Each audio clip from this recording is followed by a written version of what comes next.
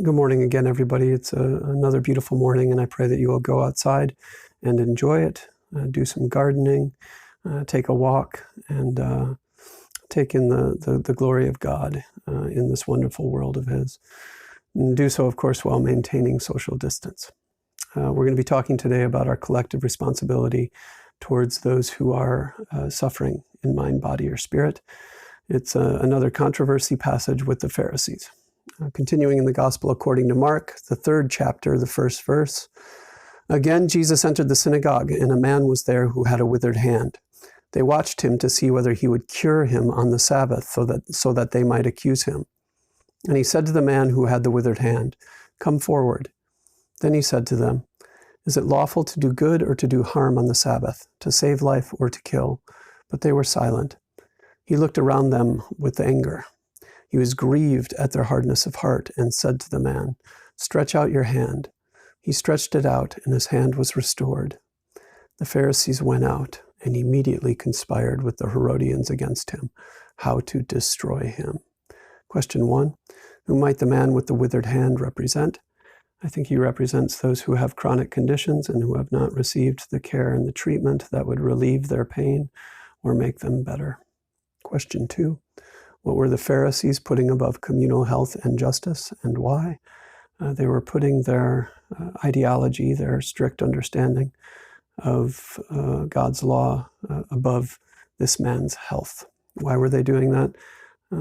Because they were putting what they believed, their cognitive ideas, above what was right and good in the immediate present.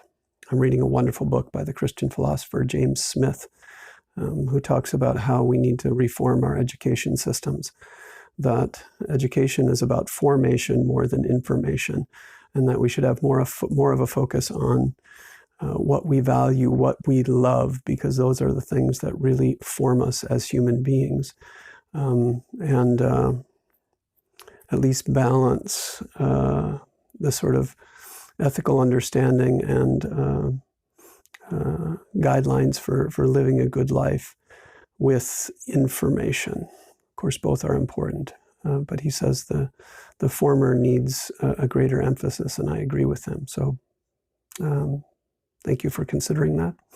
Question 3.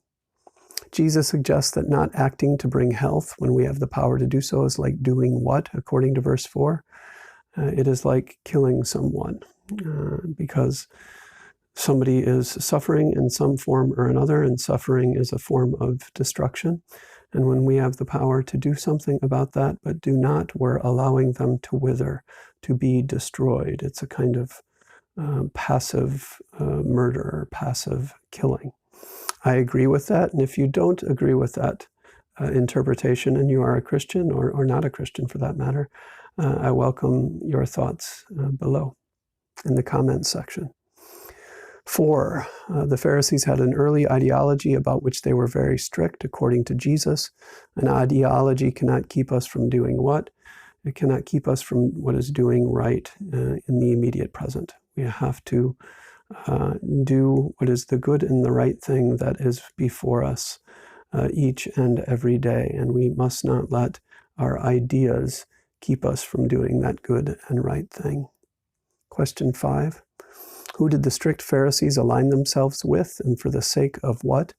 The Pharisees aligned themselves with the Herodians, the followers and the supporters of King Herod, and they did that for the sake of destroying Jesus. What is this reminiscent of? This is reminiscent of our choosing to align ourselves with the powers that be that are not in line with the way of Jesus Christ. We have to be very careful about who we are putting first in our lives as Christians. Are we putting corporations? Are we putting unions? Are we putting governmental and political powers and principalities? Are we putting them before Jesus? And are they getting in the way of our following Jesus? Let's not let that happen as Christians. Question 6 is one for your consideration. Who will you align yourself with in this, our time of trial? I pray that you would continue to listen to Jesus in your heart and in your mind, that you would pay attention to his word and to his spirit, that you would stay in contact with his body as well, reaching out to those who are hurting, who are lonely. We love you, we care for you, and please let us know if there's ever anything we can do. God bless and keep you.